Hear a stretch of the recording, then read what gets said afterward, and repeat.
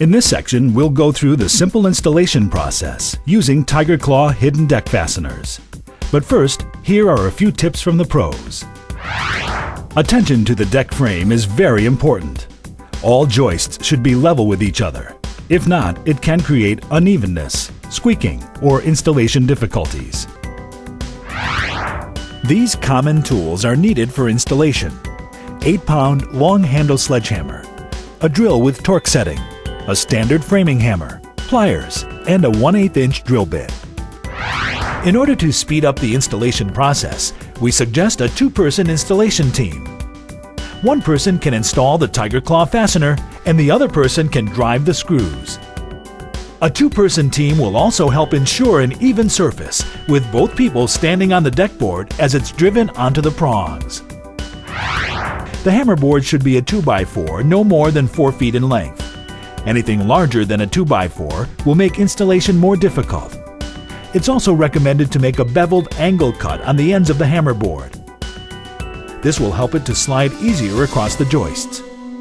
While working your way down the board during installation, always strike close to the outside ends of the hammer board. This will help focus the energy of the long-handle sledgehammer rather than disperse it. It is recommended that stainless steel 2-inch No. 8 decking screws be used for TC1, 2, and 3 fasteners. Retail boxes and buckets of TC4 and TCP fasteners include the screws required for installation. Along with these helpful tips, now you are ready to start installation. Install the first course of the decking by placing the board edge tightly against the house. Fasten only the edge along the house by driving a 2-inch decking screw every 16 inches through the decking and into solid support. In other words, secure the decking to every support. Any movement in this board will allow vibration to absorb the force created by the sledgehammer and may cause bouncing when installing the second board.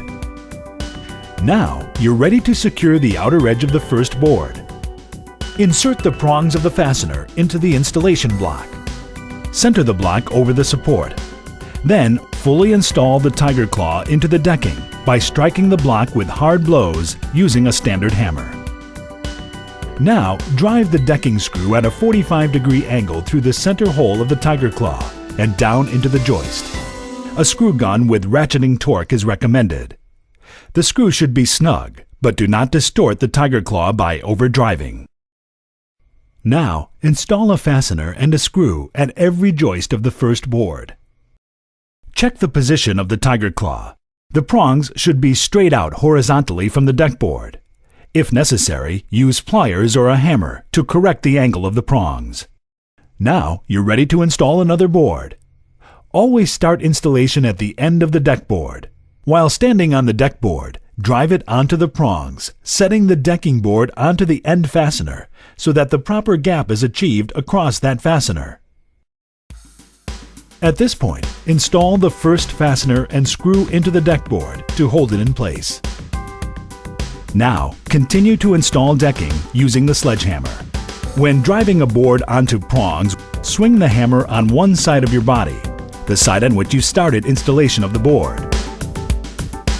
Always keeping your opposite foot ahead of the install to keep the decking tight to the frame.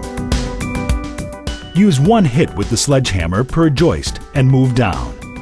Do not try to fully install the board onto the prongs on the first pass.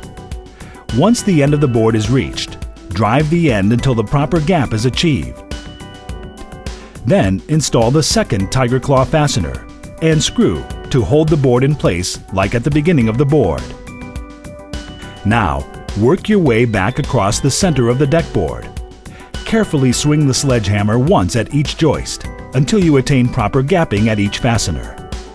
If bouncing occurs, do not continue to hit with the sledge. Move on to the next joist and reduce the force of the swing. Once a proper gap is achieved, a TigerClaw fastener and screw can be installed to hold it in place. Please note that overhitting can cause damage to both the fastener and the decking board. Small adjustments in gapping can be made with light taps of the sledgehammer.